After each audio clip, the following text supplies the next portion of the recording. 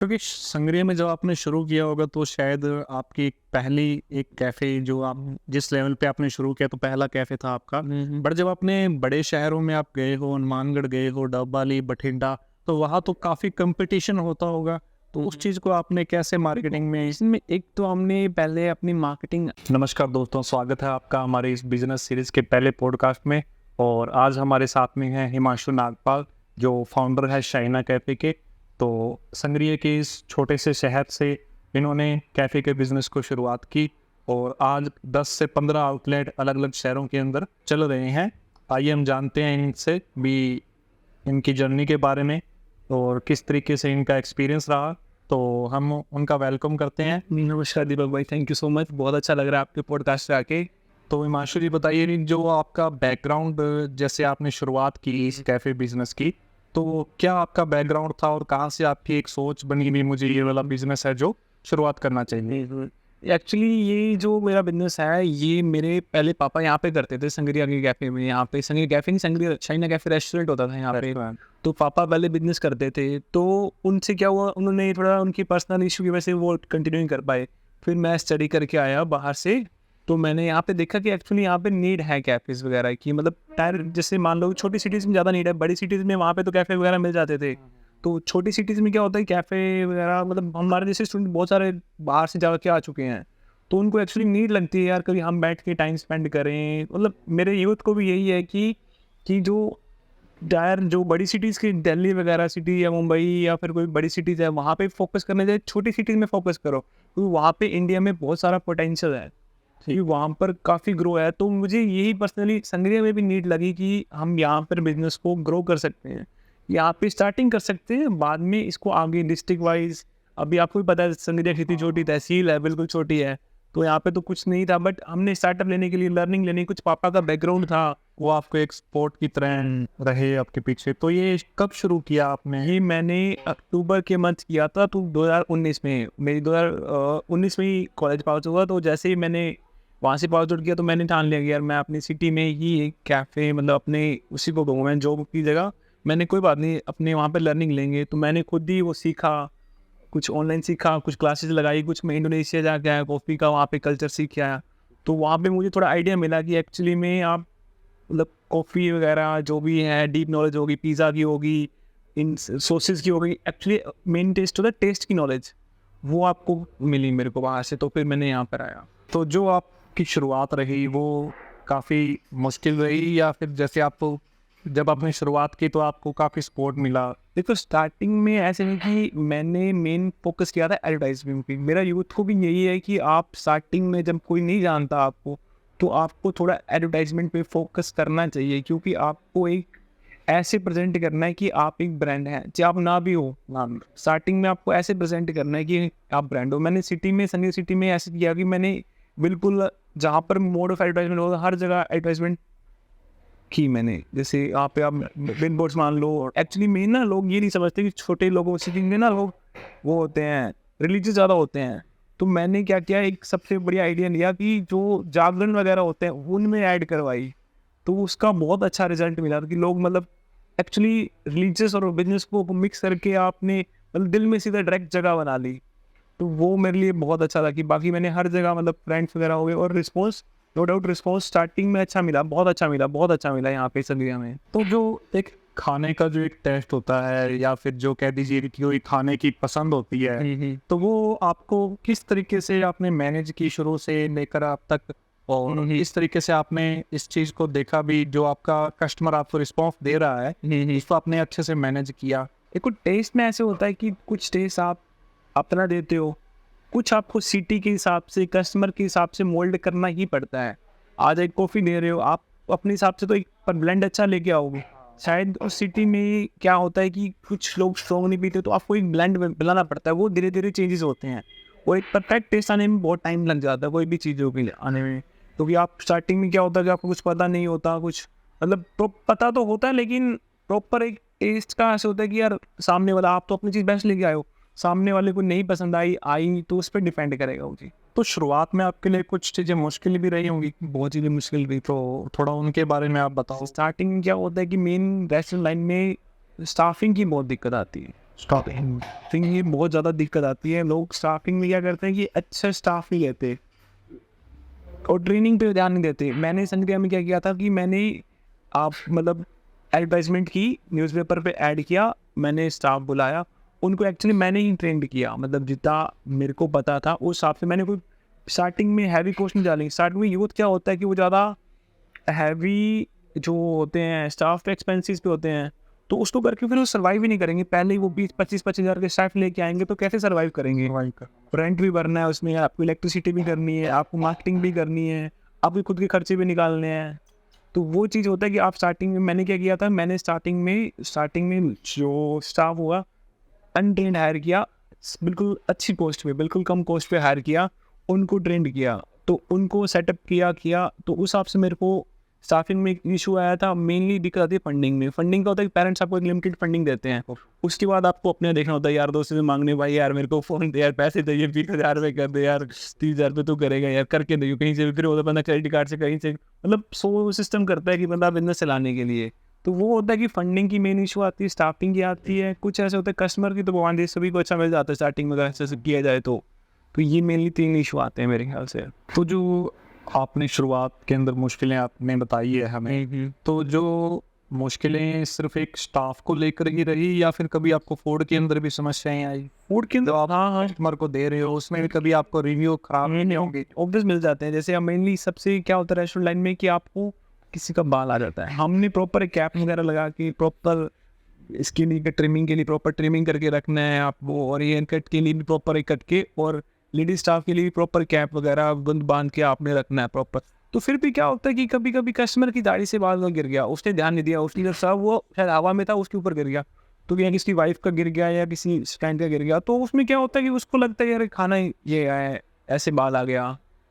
तो मेनली ये बाल मतलब फूड में कभी कभी इशू आ जाता है। ऑब्वियस बात है कि आप बनाते हैं, कभी कभी ये होता है कि पीछे वेंडर ने पनीर आप ले रहे हो, पनीर ने मतलब आपने चेक कर लिया, अब जो दो उसने 2 पीस में डाल दिया, मान लो 1 किलो नहीं, आधा किलो में डाल दिया, आपने आधा किलो चेक कर लिया, आधा किलो आपने चेक नहीं किया और वही शायद खटा था, तो कस्टमर ने बोल दिया भाई पनीर खट्टा है। तो ये भी कभी कभी इशू आ जाता है कि आपकी गलती नहीं होती, कभी दूसरी गलती हो जाती है। तो कुछ कस्टमर्स भी ऐसे होते हैं कि उनको थोड़ा चीज़ों में कमियाँ लग जाती है, चाहे ना भी हो। मेनली ये तो आपके हिसाब से मतलब शुरू के अंदर एक खराब रिव्यू किस तरीके के रहते हैं जो फेस करने पड़ते हैं? मेनली एक तो आता है कि सर्विस लेट का बहुत आता है इशू। सर्विस ये लेट क्या होता है कि स्टाफ ऑर्डर दिया, हाँ उसने आगे बोल दिया और वो क्या हुआ एकदम उसे वॉशरूम आ गया, तो 2 मिनट चला गया वॉशरूम, कोई नीड हो जाती है, तो उस चक्कर में क्या होता है कि वो कस्टमर को लगता है यार मेरे 10 मिनट हो गए खराब। इस चीज़ पे हमने वर्क किया है कि एक जगह दूसरा वर्क कर ले, कस्टमर को पहले ही बोल दो कि सर 5 मिनट लगेंगे।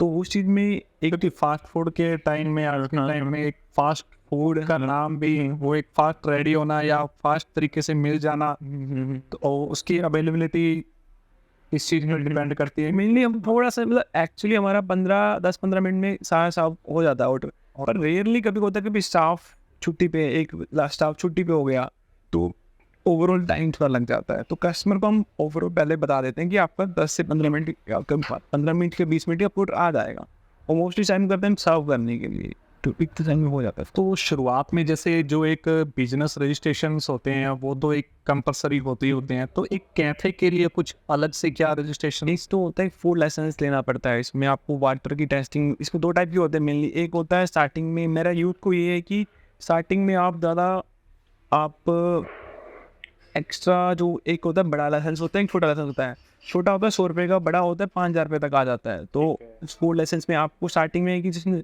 बिल्कुल जीरो से स्टार्ट कर रहा है तो उसको स्टार्टिंग वाला 100 ले ले, उसमें होता है कि 20 लाख का टर्नओवर कम है तो अब वो आपका वैलिड हो जाता है पर ईयर। और जो बड़े वाला है उसको 20 लाख से प्लस है, आपको लगता है कि मेरा प्लस जाएगा तो आप वो ले सकते हो, पर स्टार्टिंग में आप उसमें लेस फॉर्मेलिटीज़ कम होती है, उसमें फॉर्मेलिटी ज़्यादा होती है, आपको पानी की टेस्ट करवाना पड़ता है आपको, और आपकी प्रॉपर विजिट्स होती हैं, आपको स्टाफ को ट्रेन करवाना पड़ता है फूड लाइसेंस, जैसे उनकी प्रोटोकॉल्स होते हैं उस हिसाब से आपको फॉलोअप करना पड़ता है। MRD स्ट्रिक्चर्स होते हैं, कुछ आपको हर चीज़ देखनी पड़ती है, कोई चीज़ आपको एक्सपायर्ड ना मिल जाए, ये चीज़ें भी बहुत चीज़ें होती हैं। एक GST होता है, GST भी स्टार्टिंग में ऐसे होता है कि आपको लेना पड़ता है नहीं। और एक ट्रेडमार्क होता है कि जैसे स्टार्टिंग में कोई बिजनेस कर रहा है उसका नया नाम कुछ रखा, तो आप मेनली क्या होता है कि जैसे मैंने चाइना कैफे रजिस्टर करवाया था, स्टार्टिंग में रजिस्टर करा लिया था, मुझे पता है यार ये कोई और नाम ना ले ले, कोई इस चीज़ में दिक्कत आ जाती है। नहीं सही है। तो मैंने एक ट्रेडमार्क लिया था, एक जीएसटी लिया था, एक फूड लाइसेंस में। मेनली यही चीज़ होता है कि आप स्टार्ट कर सकते हैं। तो जब आपने इस बिजनेस की शुरुआत की तो एक मिनिमम फंडिंग, एक अगर आज के समय में कोई करना चाहे इस बिजनेस को शुरू, तो एक मिनिमम फंडिंग आपके हिसाब से शुरुआती क्या रही होगी आप? मेरी जो फंडिंग रही थी वो 7 से 8 लाख के बीच में रही थी। उसमें मैंने इंटीरियर अच्छा किया था, एड अच्छी की थी, मशीनें भी अच्छी थी, फर्नीचर भी अच्छा था। मतलब ऐसे कि उसमें जगह छोटी थी हमारे, मतलब 10 बाई 20 की जगह थी जहाँ से मैंने स्टार्ट किया था बिल्डिंग, मतलब संग्रिया में थी। 10 बाई 20 की जगह में वहाँ पे स्टार्ट किया था। उसमें इंटीरियर वगैरह भी खुद देखा मैंने, मतलब फर्नीचर भी खुद देखा, बनवाया, एलईडी जो भी मेन इक्विपमेंट्स देखी, कुछ ऑनलाइन परचेज़ की, कुछ ऑफलाइन लेके आए, जैसे अच्छा लगा वैसे किया। तो फिर जो अभी आपका आउटलेट है ये, मतलब इससे पहले आपका एक जगह और थी और अब आपकी? हाँ जी, हाँ, 2 यहाँ संग्रिया सिटी में 2 है हमारे। शुरुआत तो एक रेस्टोरेंट के साथ एक कैफ़े में कर लिया आपने, पर जब एक बात है भी, आपने 10 कैफ़े भी आपने बताया भी जो आपके अलग अलग शहरों के अंदर है, तो उसकी शुरुआत कैसे हुई फ्रेंचाइजी सिस्टम की? आप इससे पहले अपना संग्रिया में ही था, उसके बाद एक बड़ा संग्रिया में किया, फिर अपना हनुमानगढ़ किया, फिर गंगानगर किया, फिर गंगानगर बठिंडा किया, फिर अपनों ने डबवाली किया, डबवाली के बाद अबोर किया, अबोर के बाद अपने मुक्तसर किया, सिरसा किया, फिर एक श्री गंगानगर अभी एक बड़ा और बनाया है। इस तरीके से अपने आउटलेट्स हैं। तो ये सोच आपके अंदर कैसे आई भी, आप ये फ्रेंचाइजी के अंदर भी आप इसको एक्सप्लोर कर सकते हैं? देखिए एक्चुअली में ना, मेरे ख्याल से बहुत लोगों के पास ना, मतलब इस फील्ड में आना चाहते हैं और फंडिंग भी है लेकिन नॉलेज नहीं है। हाँ। और काफ़ी फ्रेंचाइजी ऐसी हैं जो मतलब आपको पैसा ले लेते हैं आपसे, उसके बाद ध्यान नहीं देते। ध्यान देना। तो मेरा गोल ये है कि जो मतलब कोई इन्वेस्ट भी कर रहा है ना, उसका मेनली उसको भी इनकम मिले और एक्चुअली अपना भी नाम चले, और जो कस्टमर है उसको भी एट द एंड अच्छा प्रोडक्ट मिले। मेरा जो गोल है, ये जो टायर 2 सिटीज़ में, जो से बठिंडा हो गई, छोटी जो अपने एरिया के आसपास हैं, तो वहाँ पर एक्सपेंड करने का ज़्यादा प्लानिंग है कि वहाँ पर इन चीज़ की डिमांड है और अपनी ब्रांड की अच्छी रीच भी है वहाँ पे, नॉन भी है और क्वालिटी भी है और अफोर्डेबल प्राइस पर अपने।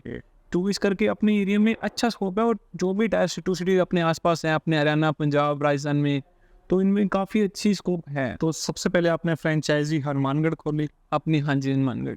तो जब आपने फ्रेंचाइजी पहले खोली तो जो आपको पसंद एक फ्रेंचाइजी जिसको आपने दी अपनी, तो वो आपको कैसे मिला और क्या मतलब आपके खुद कॉल्स कर लेते हैं कि यार आपकी बिजनेस कैसा है, फिर उसको थोड़ा बताना पड़ता है कि यार हमारे ये एग्रीमेंट रहता है। एक होता है फ्रेंचाइजी डिस्क्लोजर डॉक्यूमेंट्स बोलते हैं, ये F40 उसको बोलते हैं।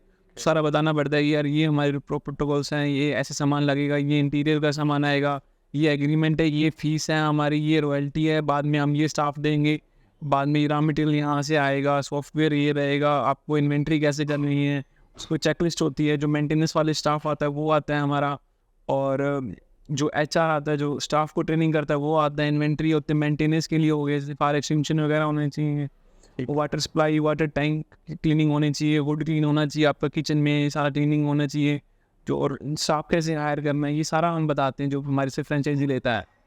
लोकेशन बेस्ट देनी, उसको कॉस्ट कटिंग करनी, हाँ पर स्टाफ और एम्प्लॉयज़ के ऊपर कैसे ध्यान देना, एम्प्लॉयज़ की नीड्स पर ध्यान देना, रोस्टर बनाना उनका, काफ़ी चीज़ें होती है जो हम डिस्कस करते हैं फ्रेंचाइजी के साथ। तो एक फाउंडर के मन में जब ये पहली चीज़ आती है भी मैं इसको फ्रेंचाइजी के अंदर लेके जाऊं, तो एक थिंकिंग क्या होती है भी मुझे इस चीज़ को अपने ब्रांड को एक्सप्लोर करना है, या फिर आप ये देखते हो भी मुझे अपनी सर्विसेज किसी शहर के अंदर कस्टमर को ज़्यादा देनी है, या फिर आपका मेन जो है क्या थिंकिंग रही है? मेन अपनी ये थी कि पहली बात है, जो अपनी जो सर्विस ले रहा है, जो भी अपना यहाँ पे कैफ़े में आ रहा है, उसको बेस्ट प्रोडक्ट मिले, अच्छे प्राइस में मिले, मेनली ये चीज़ है। तो उसके बाद एक्सपेंशन की बात है कि जो बाकी जो नियर बाई सिटीज़ में वहाँ पर जो कैफ़ेज़ वगैरह हैं, या फिर बहुत ज़्यादा अच्छे हैं, जो वो बहुत ज़्यादा प्राइजेबल है, या फिर अच्छे नहीं है, दो ही है। कोई बीच में ऐसा कुछ नहीं है कि जिसमें मतलब कोई एक अच्छा सेगमेंट हो जिसकी क्वालिटी भी अच्छी हो और प्राइस भी अफोर्डेबल है। अगर किसी क्वालिटी अच्छी है तो उसकी जो ऑपरेशन कॉस्ट है वो बहुत ज़्यादा बढ़ रही है, उसको इलेक्ट्रिसिटी, रेंट और ऑपरेशन सब ज़्यादा चीज़ें बढ़ जाती हैं। क्योंकि संग्रिया में जब आपने शुरू किया होगा तो शायद आपकी पहली एक कैफ़े जो आप जिस लेवल पे आपने शुरू किया तो पहला कैफ़े था आपका, बट जब अपने बड़े शहरों में आप गए हो, हनुमानगढ़ गए हो, डबवाली, बठिंडा, तो वहाँ तो काफ़ी कंपटीशन होता होगा, तो उस चीज़ को आपने कैसे मार्केटिंग में? इसमें एक तो हमने पहले अपनी मार्केटिंग प्लान ऐसे किया कि जो मतलब माइंडसेट में ऐसे डाला कि जो हमारी कॉफ़ी है काफ़ी अच्छी है, जो प्रोडक्ट्स है काफ़ी अच्छे हैं, उसके रिगार्डिंग, और हम प्राइस भी हमारे बहुत अफोर्डेबल है, क्योंकि अब जो कॉफ़ी होती है वो हम अपना ब्लेंड बनाते हैं, मतलब जो एक होता है हमारा ब्लेंडेड कॉफ़ी होती है, जो मतलब हम खुद की रेसिपी हिसाब से बनाते हैं, जो मतलब एक बार टेस्ट करने से कस्टमर को अच्छा लगे तो रिपीट होता है। तो हम पहले स्टार्टिंग में करते हैं कि हम जो मार्केटिंग ऑफर लगाते हैं, हम स्टूडेंट वगैरह में फ्री वाउचर्स वगैरह देते हैं कि उस चक्कर एक कस्टमर तो कोई आए, मतलब जो आए स्टार्टिंग में आए, जो आएगा फिर वो रिपीट होगा। हम क्या करते हैं कि जो लोकल्स जैसे जो अच्छे आउटलेट्स होते हैं या कोई भी अलग आउट टाइप के आउटलेट्स होते हैं, जैसे गारमेंट्स हो गया, सैलून हो गया और एजुकेशन आइल सेंटर हो गया, हम इनसे कोलैबोरेशन करते हैं। हम उनको उनकी तरफ से डिस्काउंट देते हैं और वो कुछ जो स्टाफ उनका है या फिर उनके जो स्टूडेंट्स हैं, उनके क्लाइंट्स हैं, वो हमारे बिजनेस में बेचते हैं। कि हमने हनुमानगढ़ में किया था, इसमें बहुत अच्छा रहा कि हमने आपको बिग कस्टमर्स के ऑफर देना और कस्टमर को अपने कैफे तक लेके हमने डिस्काउंट कार्ड बनाए हुए हैं स्टार्टिंग में। जैसे हम किसी कैफे नया कैफे ओपन करते तो उस सिटी में डिस्काउंट कार्ड सर्कुलेट कर देते हैं कि जिससे करके वो कस्टमर थोड़ा डिस्काउंट करके रिपीट तो, और जब रिपीट होगा तो उसको फिर थोड़ा सा क्वालिटी अच्छी लगी तो फिर रिपीट तो अपना वो उसकी अच्छा चल रहा है इससे। तो अभी के लिए अगर आपका जैसे कैफे का फ्रेंचाइजी कोई लेना चाहता है, आपके शाइना कैफे ब्रांड के साथ में जुड़ना चाहता है, तो एक मिनिमम क्या फंडिंग एक पर्सन के पास में होनी हमारे पास चाहिए? देखो 3 टाइप की, एक तो होता है कियोस्क होता है, जैसे गंगानगर में हमारा मॉल में है वो कियोस्क टाइप है, और एक होता है हमारा स्टैंडर्ड, जैसे संगरिया हनुमानगढ़, वो स्टैंडर्ड रहता है, मतलब ज़्यादा ओवर बजट नहीं होता, और एक होता है प्रीमियम। तो डिपेंड करता है कि कौन सा वो चाहता है फ्रेंचाइजी, हम उसे तीनों बताते हैं कौन सा लेता है। जो स्टैंडर्ड जो कियोस्क वाला है उसका लगभग 15 लाख से स्टार्टअप हो जाता है, और जो स्टैंडर्ड वाला है उसको लगभग 25 से 30 लाख रुपए में अच्छा इन्वेस्ट कर सकता है, और जो प्रीमियम वाला है वो 50 लाख तक बजट पहुंच जाता है स्टार्टिंग। तो एक कैफे को जब आपकी कोई फ्रेंचाइजी लेता है तो उसका सभी का जो प्रॉपर सेटअप है, उसका मशीन्स कह दीजिए या जो आपकी ब्रांडिंग कह दीजिए या जो एक फूड आइटम्स के लिए जो एक स्टॉक अपने पास में होना चाहिए, एंड इंटीरियर हो गया और जो एडवर्टाइजमेंट हो गई, तो वो डिसाइड कौन करता है इसमें? मेनली हमारे एक प्रोटोकॉल बना हुआ है कि हमारी ये चीज़ें लगेंगी, मशीनों के हमारा डिसाइडेड है। इंटीरियर का जो कौन सी कंपनी लगनी है, जैसे लाइट्स की, इलेक्ट्रिसिटी की होगी, गोल्ड मेडल की लगती है, या कोई भी कंपनी होगी जैसे बिजली की तारें होगी, हैवेल्स की या पॉलीकैब्स की प्रिस्क्राइब्ड रहती है हमारी, वही लगेगी। मशीनों को भी हमारे प्रिस्क्राइब्ड रहता है, यही रहेंगी। फर्नीचर भी हमारा एक, हम फ्रेंचाइजी पूछते हैं कि आपने ये 3-4 वैरायटी इनमें से कौन सा लगाना है, बट लगाना यही पड़ेगा आपको, बट हम आपको प्रिस्क्राइब करेंगे, आपकी बजट के हिसाब से आप देख लीजिए। जो फ्रंट में साइनेज रहता है वो क्लियर रहता है कि ये यही रहेगा, तो स्टार्टिंग में ये चीज़ें क्लियर कर देनी सही रहती हैं। जो इन्वेंट्री आएगी वो हमारी तरफ से आएगी, क्योंकि वो कुछ इधर उधर ना करे तो क्वालिटी कस्टमर को दिक्कत ना आए। सही कहा। और फर्नीचर वगैरह आपको बता ही दिया मैंने, एसी प्रिस्क्राइब रहते हैं हमारे, लाइटिंग प्रिस्क्राइब रहती है, ऑलमोस्ट सब कुछ प्रिस्क्राइब रहता है। हम इन 3D बना के दे देते हैं उसको कि आप देखो आपका जो कैफे है वो ऐसा लगेगा, तो उस हिसाब से वो देख लेता है, उस हिसाब से वो एलोकेट तो कर लेता इसमें आपका लाइसेंस देते हो आपने ब्रांड का, या फिर जैसे आपने लाइफ टाइम? है। लाइफ टाइम नहीं, हमारा 5 साल का एग्रीमेंट होता है, ओके। उसके बाद वो रिन्यू होता है। जो किसी से फ्रेंचाइजी लेते हैं तो हम 5 साल का एग्रीमेंट करते हैं कि आपको ये चीज़ें कंडीशन आपको फिलफिल करनी पड़ेगी, तो 5 साल का हमारा एग्रीमेंट रहेगा। अगर वो फ्रेंचाइजी वो एग्रीमेंट कुछ भी ब्रीच करती है तो हम उससे राइट वापस ले सकते हैं, ले लेते हैं। बाकी 1-2 बारी वार्निंग देते हैं कि यार आप ये चीज़ें, और उसमें प्रिस्क्राइब्ड है, जो FOD अपना डॉक्यूमेंट है उसमें सारा कुछ प्रिस्क्राइब रहता है कि यार आपको ऐसी नहीं है, ऐसी नहीं है। तो जब आपने पहली फ्रेंचाइजी खोली होगी तब आप थोड़ा सा नर्वस हो गए होगे, काफ़ी में स्टार्टिंग में क्या होता है कि आपको फ्रेंचाइजी साथ भी डील करना है, आपने एक्सपेंड भी करना है, और तो वो कभी क्या होता है कभी ध्यान नहीं दे पाता, तो आपको एक मिक्सर बिठाना पड़ता है कि आपको उसको भी देखना है, आपको बिजनेस का भी देखना है, आपको इन्वेस्टर से भी रखना है, तो बैलेंस बिठाना कभी कभी डिफिकल्ट हो जाता है। तो इसमें एडवर्टाइजमेंट के लिए अगर कोई कैफे जब आप खोलते हैं तो एडवर्टाइजमेंट को क्या लिस्ट बना रखी है कि आपको ये एडवर्टाइजमेंट है, जैसे हमारे बिल बोर्ड्स होने चाहिए, पैम्पलेट्स लगने चाहिए। बाकी हम कैफेज पे वहाँ पे स्टैंड ही लगवा देते हैं कि ये कैफ़े ओपन हो रहा है उस सिटी में, तो लोगों को पता लग जाता है यार यहाँ कैफ़े ओपन होगा, तो हम शायद अच्छी बात है। और प्री ओपनिंग से पहले हम बहुत ज़्यादा हैवीली इन्वेस्ट करते हैं कि ओपनिंग से पहले जिसका कस्टमर बन जाता है तो आ ही रहता है, यार शाइना कैफ़े खुल रहा है, शाइना कैफ़े। काफ़ी बारी मैंने भी इंस्टाग्राम पे देखा तो मेरे को मैसेज आ रहा है, भैया कब खुल रहा है, कब खुल रहा है, कब खुल रहा है।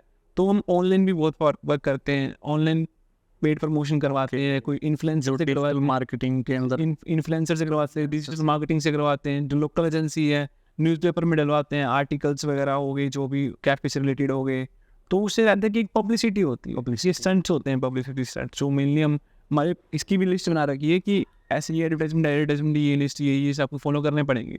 तो जब आप कोई नया प्रोडक्ट लॉन्च करते हो या फिर जो आपके कोई फूड के अंदर चेंजेस या मेन्यू के अंदर चेंजेस करते हो, तो कस्टमर को आप किस तरीके से अपडेट करते हो? उसमें हम मेनली ऐसे रखते हैं कि एक तो हम इंस्टाग्राम पे प्रमोट करते हैं, कि इंस्टाग्राम पे हम पोस्ट करते हैं, जो हमारे जो स्टाफ हैं इनकी हम कहते हैं कि यार आप अपने व्हाट्सएप स्टेटस लगाओ या अपने इंस्टाग्राम आईडी प्रमोट करो कि, और हम खुद लगाते हैं अपने जो हमारे नोन है या फिर हमारे जो कैफ़ेज़ के नंबर्स हैं उनसे ऐड लगवाते हैं। और दूसरा ऐसे रहता है कि हम उसको पेड कर बूस्ट कर देते हैं। कोई अच्छे इन्फ्लुएंसर से उनसे प्रमोट करवाते हैं, गूगल पे डाल देते हैं। हम एक क्या स्टैंड ही बनवाते हैं अपनी कैफ़ेज़ में, जैसे कस्टमर एंटर हुआ शीशे पे लगा दिया कि यार ये अभी पांडा मील हमने रिसेंटली लॉन्च किया था, उसमें स्टार्टिंग में दिखा दिया कि पांडा मील है, तो कस्टमर देख के हाँ ठीक है ये न्यू लॉन्च है तो देखते हैं। अगर नया मेन्यू कुछ लॉन्च होता है तो हम उसमें नया मेन्यू में दिखाते हैं sir we are launching new menu, आप ये सजेस्ट करो। न्यू प्रोडक्ट्स हैं, जो न्यू प्रोडक्ट्स आते हैं उसकी हम फोटोज़ वगैरह लगा देते हैं कस्टमर्स पे। स्टाफ को इन्फ्लुएंस करते हैं कि आपने कस्टमर को सजेस्ट करना है कि आप नया प्रोडक्ट्स आए शायद बेटर है, तो वो चीज़ है। मैंने एक चीज़ देखी थी आपकी भी, आप जो लोग अब्रॉड जाना चाहते हैं, जो लोग बाहर जाके ये जॉब करना चाहते हैं, तो उसके लिए आपकी एक पोस्ट देखी थी भी, आपके पास में आके जॉब करके एक्सपीरियंस ले सके, उसके पीछे क्या चीज़ है मुझे वो उन्हें एक्चुअली क्या होता है, जो बाहर फॉरेन कंट्री लोग जाते हैं, स्टूडेंट जाते हैं, पढ़ने जाते हैं, बट वहाँ पे क्या होता है लिविंग एक्सपेंसेस थोड़े ज़्यादा होते हैं, उस कारण उनको पार्ट टाइम जॉब कुछ ना कुछ करना पड़ता है। और वहाँ पर जाने के बाद उनको कुछ स्किल्स नीड जरूरी होती है। तो हमने एक कैंपेन बनाया है कि जो बाहर जा रहे हैं उनके लिए हमने एक ट्रेनिंग स्कूल बनाया है, जिसमें वो बरिस्ता की कॉफ़ी की ट्रेनिंग होगी, पिज़्ज़ा की होगी, रैप्स होगी, या फिर कोई भी सॉसेस की होगी, या बेसिक नॉलेज जो भी होगी जो कैफ़े से रिलेटेड होगी, कि वहाँ पर जाके अपनी जॉब को ले सकें, अच्छे से ट्रेनिंग कर सकते हैं। उसके रिगार्डिंग हम प्रमोट कर रहे हैं कि जो बाहर स्टूडेंट जा रहे हैं तो ऐसे नहीं कि हम देखिए पर पता हो कि उनको करना क्या है, कैसे करना है, तो वहाँ पे जॉब अच्छे से लग पाए और अच्छे इनकम कर पाएँ। इसलिए मैंने ये प्रमोट किया कि यार इसको प्रमोट करना चाहिए। तो ये आपकी बहुत अच्छी बात, मैंने जब आप पहली बार देखी थी तो मुझे बहुत अच्छी बात लगी आपकी ये। तो हम चाहेंगे भी लोग आपसे जुड़ें, जो आज के समय में यूथ किसी ना किसी वजह से कोई नेगेटिव ले रहा है चीज़ों को, या फिर जो यूथ कोई गलत साइड के अंदर चल रहा है, तो वो आपसे थोड़ा इंस्पायर हो। हिमांशु जी आपका बहुत बहुत धन्यवाद हमसे जुड़ने के लिए, फूड बिजनेस और कैफ़े बिजनेस से जुड़ने के, जो एक लोगों की आने वाले समय में जो सोच है उसको इतना अच्छे से बताने के लिए। मुझे बहुत अच्छा लगा दीपक भाई इस पॉडकास्ट में आके, तो मैं चाहूँगा कि आप मुझे आगे से इन्वाइट करें, और मैं चाहूँगा कि जो भी अपना यूथ है इसको अवेयर हो पाए कि फूड लाइन में कि लॉस ना हो, क्योंकि स्टार्टिंग में लोग कर लेते हैं और उनको लॉस हो जाता है। तो मैं ऐसे नहीं कि अपनी फ्रेंचाइजी ले, आप जस्ट जो भी कोई किसी को पूछना चाहते हैं तो जनरली कैफ़े में संग्रिया में मैं रहता हूँ, आप जब भी मर्जी आइए मेरे से पूछिए कि आपको कुछ सजेशन लेना है किस टाइप का, मैं हमेशा हेल्पफुल रहता हूँ। और मैं कभी आपके पॉडकास्ट के थ्रू मैं हैप्पी हूँ कि मैं लोगों को बता सका कि यार एक्सप्रेस कर रहा हूँ अपने व्यूज़ की, आपने बहुत सपोर्ट किया, लोगों ने भी सपोर्ट किया यहाँ के, और मैं उनको अवेयर भी करना चाहूँगा कि फूड लाइन में कैसे ग्रो कर सकते हैं। तो आप हमारे पॉडकास्ट के अंदर बताइएगा कमेंट में भी आपको कैसा लगा पॉडकास्ट, और अगर आपके कोई सवाल हैं तो भी आप हमें पूछिएगा। और इस पॉडकास्ट से जुड़ने के लिए सभी का धन्यवाद।